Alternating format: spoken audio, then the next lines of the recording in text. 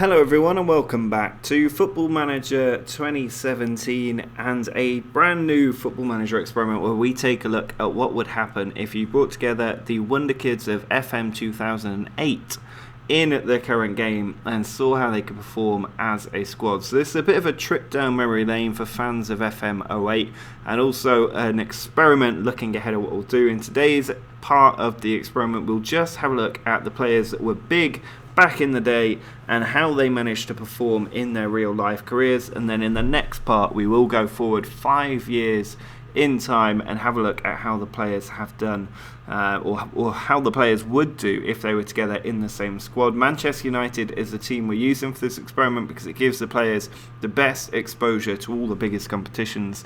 But let's jump straight into the team because there are a lot of players to get through. Hopefully this will be nostalgia for some of you. If I've missed players off, it's usually because there are just too many Wonderkids to try and fit in one squad. And it would take forever to go through them. But let me know in the comments if there are people that have forgotten about, who your favourites were, who you have fond memories of, and who was your star player. So we'll start with the goalkeepers. The first one is Oscar Ustari. He does sound familiar to me. I think I probably did sign him a couple of times. Back in FM08, which is the 07-08 season, he just joined Getafe. He used to be one of the players you'd be able to pick up from Argentina on the cheap, but then he moved to Spain. He was there for a while, but never really became their first choice goalkeeper, eventually going back to Argentina for a year, then back to Spain, had a little bit of time with Sunderland and is back with Argentina once again, currently at Atlas in Mexico. So an interesting career, but never really becoming a star goalkeeper. Then you have Mihaylov, another player that I definitely remember. Back then he was playing for FC Twente in the Dutch Eredivisie. He did become their first team goalkeeper for 3 seasons. He might actually have been one of the players that won the league. I can't remember when McLaren won the league with FC Twente, but he may well have been in the team at the time. Before that he was with Liverpool. He went out to FC Twente on loan quite a lot, and then he has moved on to Italy and is currently in Turkey. And then finally you've got that legend Igor Akinfeev, who I think everybody has signed at various times. I think we even took a look at him in the last experiment like this. Lifelong CSKA Moscow player, and for a long time in FM was the go-to goalkeeper to sign because you used to be able to get him quite cheap, and he was always an absolute beast. Then having a look at the defenders, you've got Daniele De Sena.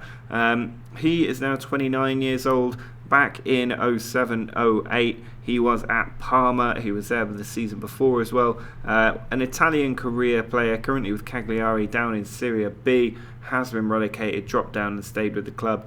I'm not sure what he's doing at the moment, probably still at Cagliari, but never really achieved any great heights. You then have Micah Richards. We talked about him a lot in the last experiment as well. A major flop. One of the players who was tipped to be a future England captain, never got anywhere near, currently slumming it in the Championship.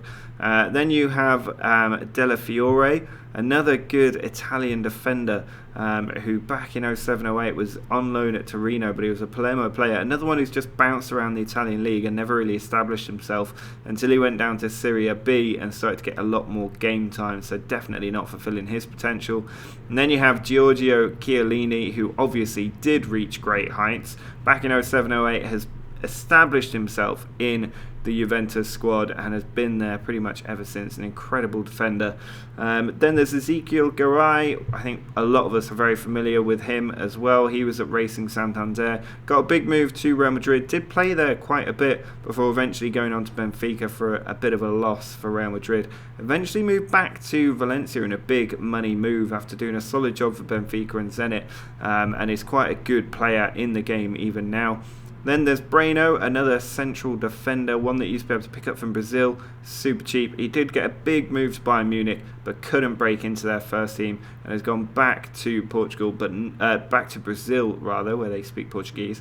Has gone back to Brazil, but not quite been able to reach a good level of football. Then there's Javi Martinez, back in the game. I think he was more of a midfielder than a central defender, but he was at the time playing for Atletico Bilbao. He moved to Bayern Munich and was a big player for them, but never quite the kind of player you would expect when you pay £32.5 million for. You'd expect him to be in the team week in, week out. He was in his first year, but has then dropped out of favour a little bit. Domenico Cristico, I think a lot of people will remember him quite fondly. Even now, he's still a decent player to be picking up. For the last few years, he's been a good, solid player to pick up as you transition into the best team in your league. He was at Genoa at the time, there for a very, very long time, going all the way back to the 90s, yet he was still a wonder kid nearly 10 years later, according to the list. I mean, how old is Cristico now? He's still only 29 and he was playing in the 90s. That is ridiculous that they have records going that far back. Then there's Lorenzo Disel, a good right back in 07-08, was at Lazio, got a move to Fiorentina, played quite consistently for them before going out to Sampdoria, currently with Torino. There's Our Man Traore, definitely a bit of a legend in Football Manager, was such a big talent for Arsenal back in the earlier games, and then moved to QPR, where for a couple of seasons he was still quite a big player, especially in their first couple of years in the Premier League. But when they moved down to the Championship, his rating went with them and he never quite got back up to the dizzying heights he was at before, currently at Notts Forest. Marcelo, one of the players I think we looked at last time out, did become a world-class player after moving to Real Madrid and has been there ever since, just absolutely charging down the wing. Danielson, I think quite a few people have fond memories of Danielson, that Arsenal player. He moved there for £2 million and played quite consistently for some time back when Arsenal weren't really doing anything other than finish fourth. And then he did go back to Brazil in the end, which is a bit surprising given he was quite a consistent player for Arsenal, that he didn't move to another European club, but went back to Brazil, then went off to the United Arab Emirates for a little while, but is back in Brazil once more. Miguel Veloso, I remember quite fondly. He was always a good player to be snapping up from Sporting. He did move to Genoa, then spent time in Ukraine, went back to Genoa recently. I think we looked at him last time as well. Ignacio Camacho, a very familiar name to a lot of people, I'm sure, was a good player for Atletico Madrid, but it was when he went to Malaga that he really became a first-team player, and he's still there now doing a great job. There's Ivan Rakitic, who we all remember as a nice, cheap buy at Schalke. He did move to Sevilla for a very small amount of money, but that's where he really made his name, getting snapped up by Barcelona and becoming the world-class midfielder that he is now. You've got Renato Augusto, another very familiar name. I think the further forward the attacking field you go, the more you remember the players, because they're the ones that get you the goals. But Renato Augusto was a great midfielder for so long. You used to be able to snap him up from Brazil really, really cheap. He did eventually move to Germany, didn't quite make it there and went back to Brazil, currently in China. But when you used to be able to pick him up from Brazil, he was one of those great players. It was one of the first you'd start scouting to see how much he was going to set you back. Then you have El Yunusi, another good winger. Used to be able to pick him up quite cheap. He was at Fredrikstad at the time, moved on to Heerenveen in the Dutch league. One of those players that's bounced around kind of Champions League clubs, but not really top level clubs. Currently Rosenborg, and then off to Hoffenheim, then Olympiacos. Didn't really do anything too great in that time. Gareth Bale, a player we all know, he was at one point the most expensive player in the world when he signed for Real Madrid for £85 million. Still does a good job there, gets a lot of goals. Not universally loved, but he was when he was at Spurs. Fran Morita, I think, was another Arsenal player, I want to say. Yeah, he was an Arsenal player. I remember him being in the team. I think this is around the time when they had so many good youth prospects in their youth team, Arsenal, but very few of them went on to achieve great things. But if you managed Arsenal any time really between FM 2007 and FM 2010, you could really build up an absolute dynasty with a team, players in their youth teams.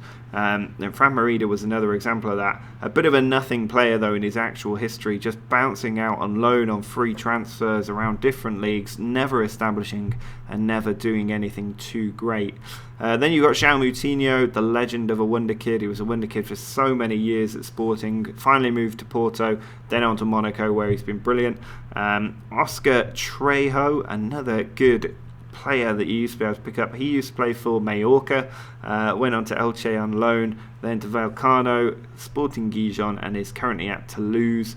Not exactly setting the world alight. Cesc Fabregas, we'll all know of him back when he was at Arsenal and eventually became the club captain, moved to Barcelona and then went to Arsenal's rivals Chelsea when Arsenal refused to sign him back. A world-class player, no doubt about that, and one of those wonder kids that definitely lived up to their potential.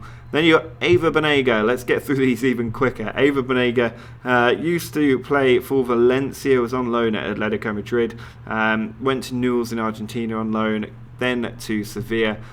He was always a solid buy to pick up because he didn't cost much money. I think he might even have been on the transfer list quite a lot at the games when he started up. Jerry Menez was a very good young prospect back at Monaco.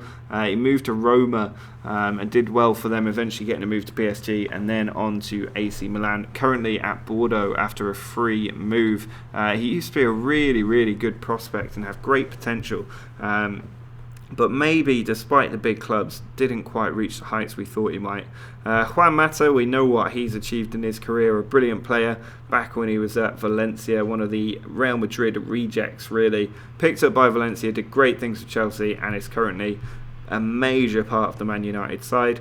Iago Falcao, another great player. He's still got very, very good stats as well for a winger. A bit of a journeyman. He started off at Barcelona, which is why he had such a high reputation. Did move to Juventus on a free, didn't do a lot there, went out on loan to a few clubs, moved to Spurs quite cheap, but again didn't really achieve there, lots of loan spells, and has been bouncing around different teams in Italy ever since, building up a bit of a bigger reputation everywhere he goes.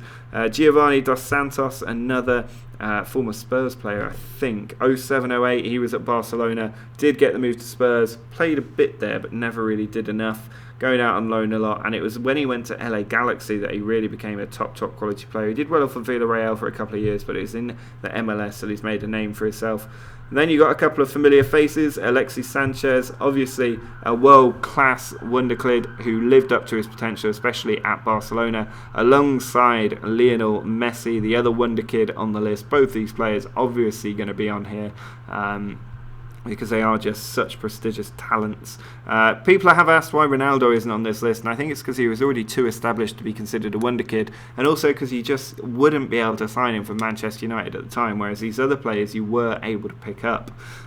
Diego Capel, not a player that I remember, but he was on the list, was at Sevilla for a little while, and then moved to Sporting, a solid club player, but not quite doing incredible things. Alexandre Pato, we all know about him, was a wonder kid and a top quality one for so long when he was playing alongside Kaká at AC Milan. He's actually just signed from them at this point, and he did well for AC Milan for a little while, but very much fell off the system quite a bit since then. He had a little bit of a spell at Chelsea, but didn't quite do what they expected him to do. And then you've got Anthony Stokes, who was a brilliant youth prospect for a time, always a good England shout. Also, is he Scottish? Is he Scottish? He's Irish. I completely missed the mark on that one. But he was always available in the UK leagues and was a very, very good prospect. Didn't quite live up to that hype. Another player that was on here actually was Michael Johnson, the former Man City player as well. Just very funny names to be looking at once again. But he started out at Arsenal. It was at Sunderland that he made his name, despite never really getting any goals. He moved to Hibs and got quite a few goals in the Scottish Premier League and has been doing well for Celtic in that time. Moved on to Blackburn recently, had a couple of good seasons for Celtic. Then you got Boyan, who reignited his career at Stoke and has then suddenly disappeared once again after a big injury layoff. It was a big prospect at Barcelona for a time, playing in quite a lot of games. Moved to Roma, did all right there. And then went back to Barcelona before moving to Stoke on the cheap. Bit of a waste of money for Barcelona there, bringing him back. And he's currently becoming a bit of a journeyman, I think. Then there's Wilhelm, another young Brazilian prospect you used to be able to pick up really cheap. Got a move to the Ukraine, never really did well. He is definitely a Brazilian league player and not a European player. And then Stefano Akaka, I remember signing him a few times, Back then, he was playing for Modena in Italy, was definitely an Italian journeyman, really. Spells out on loan all over the place. Ended up at Anderlecht and is currently with Watford after a good season with Anderlecht in the Belgian Pro League. The only time he's ever really hit double digits for a team, which isn't great if you're a striker. And finally, Franco Desanto, the former Wigan legend. I'm using that term very liberally there. He started out back at this point, he'd just moved to Chelsea from Chile. When he was at Chelsea, he was very highly rated. And when he moved to Wigan as well, that was seen as a great coup. And he played a lot of games, but he didn't get a lot of goals. It was only when he moved to Bremen that he did quite well, earning himself a move to Schalke, but he has not quite lived up to the hype there. So those are our Wonderkids from FM 2008. Let me know in the comments what you think about these Wonderkids, and if I've missed any off. In a couple of days, I'll drop the next part of this experiment. We'll go forward 1 year, another year, and then 3 years for a total of 5, and see how this team can do as a United club of former Wonderkids. Will they do better than the 6th place that the FM 2007 Wonderkids managed? We will have to see. I would love for one of these Wonderkids squads to win a league title, but we'll have to wait for the next episode to see if that is possible. So make sure to drop a like on this video if you're enjoying these look backs and trips down memory lane, and also let me know in the comments if you want to see more of these. I can obviously do them. I was thinking of doing them for 2009 and 2010 and then stopping there, because we'll probably be near the new game coming out and new experiments by that point. But let me know in the comments what you think about that. Obviously, enter my competition to win a free copy of FM 2018 if you haven't already, link in the description, and subscribe to the channel if you're new. But until next time, see ya.